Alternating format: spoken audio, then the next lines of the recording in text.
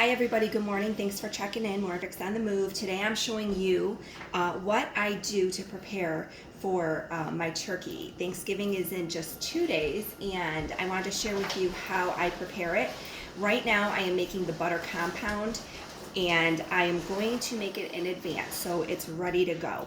What I have here I'm going to show you is a herbs. It's sort of like the trinity for turkey. It's sage, thyme, and rosemary, and I found this little pack. So I bought 2 of these because I'm going to chop one up finely by hand, or you can use a food processor for this too. But I have my stand mixer out, and you can use a hand mixer if you would like to, or you can just beat it by hand if you don't have these other items. So what you're going to do is you're going to take your herbs and you're going to just take the rosemary and peel them off the stem. You're going to take the thyme and just peel the leaves. And then you also have your sage. Now for this here, you just go ahead and pull it and they come right off. So I have a nice mound here. I'm going to show you real quick the things that you need. 2 sticks of unsalted butter. If you have salted butter, that's okay. You're just going to adjust the salt. If you are using salted butter, you're going to use maybe a 1/4 teaspoon of salt.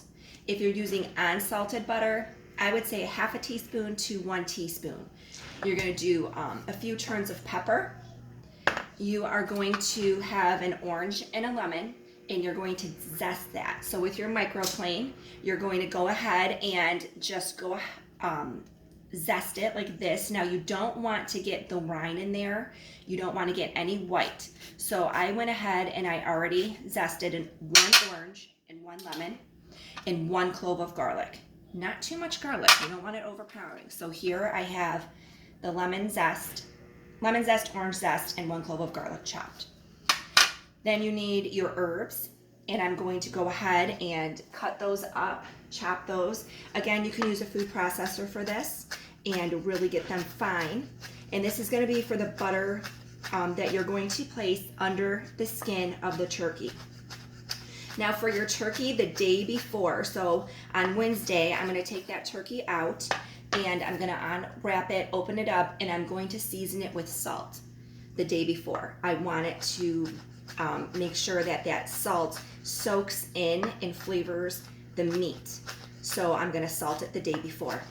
Now the day of, I'm going to take that turkey out, and you want it to come to room temperature for about 45 minutes.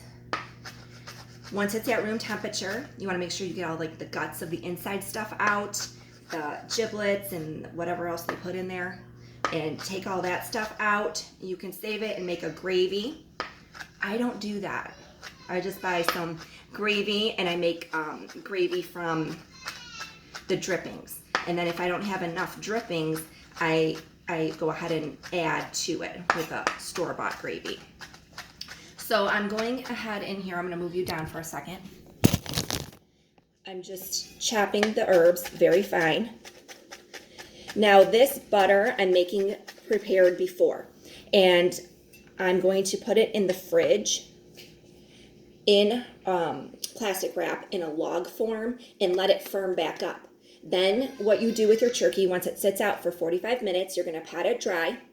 You're going to take this butter compound, and it's going to be in a log, so you're going to unroll it, and then you're going to slice the discs of butter and slide them under the skin of the turkey. Okay? Then you're going to take this orange, you're going to cut it into fourths, and you're going to put this inside the turkey along with a whole bunch, another bunch, so I have another bag of rosemary, thyme, and sage. And that will really perfume and give that meat like that aromatic, that's the word. And the orange will keep it moist. So that's what you're going to do.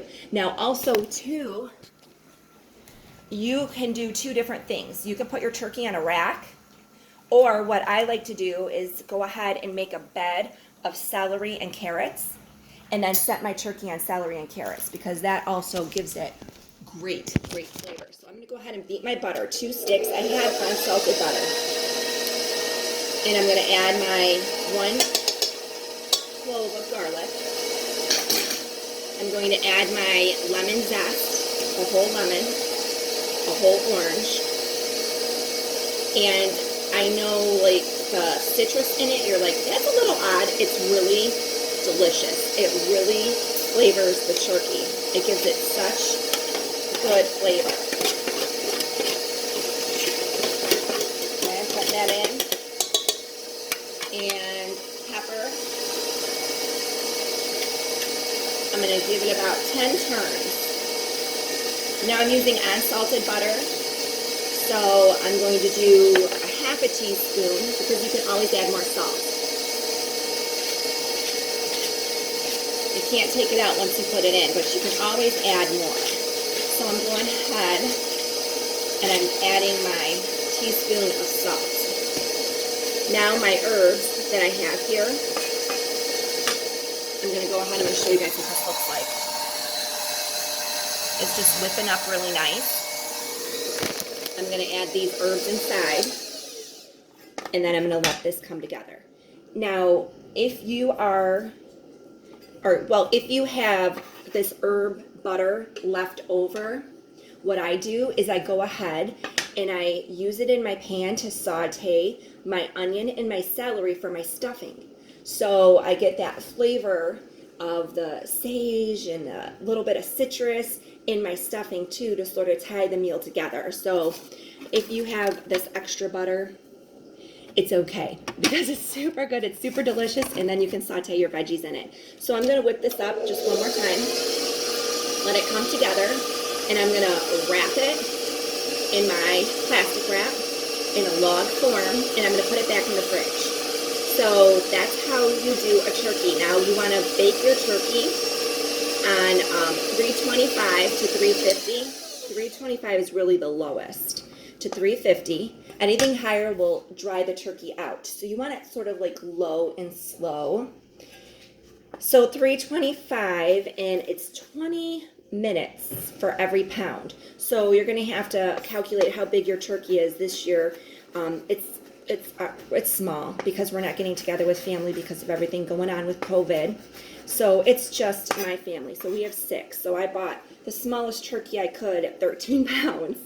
And so you got to calculate that appropriately. I'll probably wake up about 9, get it in the oven because I want to eat about 3 or 4. That way I can eat 2 dinners that day. I can eat like at 3 and then again like at 7 or 8 because that's what you do on Thanksgiving. So thanks for checking in, and I really hope you enjoy this.